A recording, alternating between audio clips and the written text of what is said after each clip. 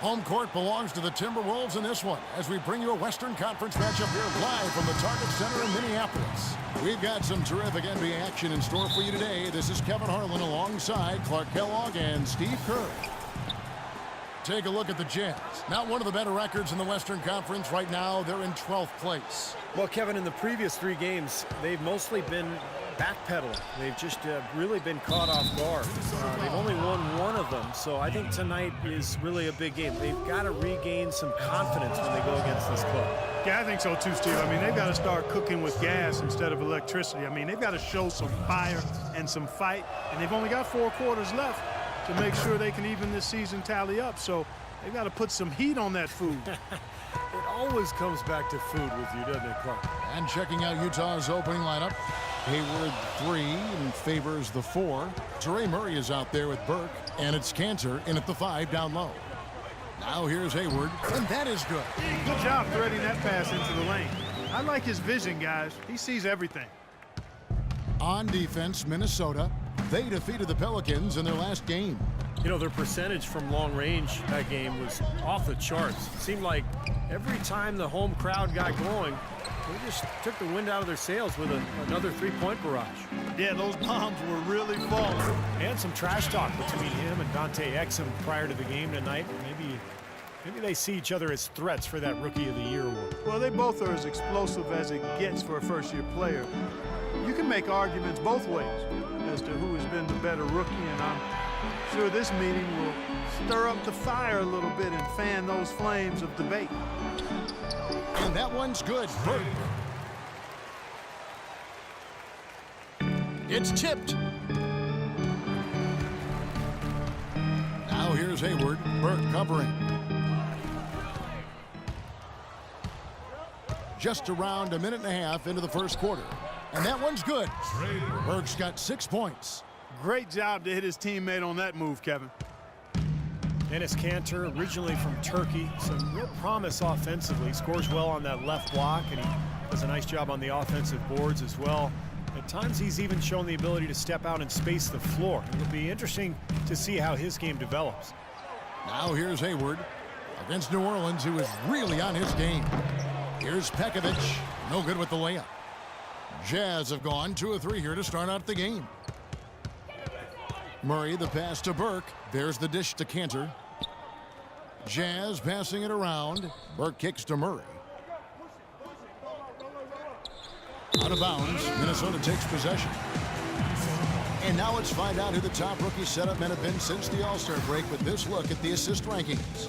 You look at Hayward, one of the best passers in the NBA, always looking to get his teammates involved. Well, he learned whatever lessons had to be learned in the first half of the season, and now he's just going about breaking down defenses. And I can assure you guys that his teammates absolutely love playing with him now, even if it took them a while to get used to each other. Now here's Hayward after the miss from Hayward. 13 feet away, and he gets the friendly spin, and that one drops. Hayward's got his first bucket of the night. You can't give him that shot. I mean, a few open looks are all it takes, and he can really get rolling.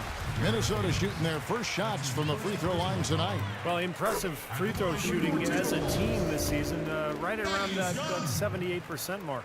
And so Young nails them both. So for the Jazz, their last game, a loss to Oklahoma City.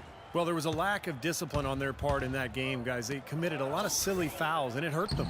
It sure did. I mean, they just didn't seem to figure out how to defend without fouling, Steve. It was just almost hard to...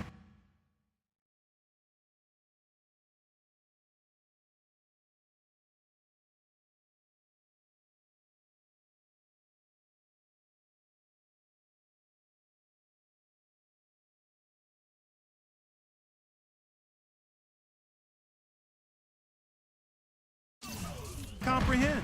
Here is Hayward after Enes Kanter's basket. The kick out to Young.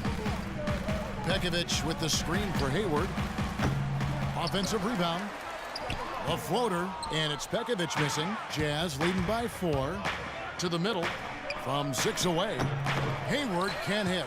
He operates pretty well in traffic, guys, but that was a tough play to finish off. Clark, they've been looking out of sync offensively. You know what? A basket here would do a lot for their confidence. And that one's good. Wiggins. Great interplay there between those two teammates. For Utah, they've gotten 4 of 6 field goal attempts to drop in the first quarter. Favors with the ball. Now guarded by Hayward. To the left side wing. Pass to Burke. 6 on the shot clock. Favors with a screen on Martin. Ring shot on the way. Murray, no good. And you know why he was open there. They didn't commit too much defense to him, and you can see why. He has trouble making that shot. Great job taking it right at the defense. I like the aggressiveness. Yeah, he left him no choice but to foul there. He hits the second from the line. Derek Favors a really nice fit in Utah. Tough, has a low-key, low-maintenance personality. Doesn't seem to get bothered by attention and accolades. All he does is work. Here's Hayward. An amazing finish with a hand right in his face. That is a tough layup with a guy right on him. Good defense, but better offense.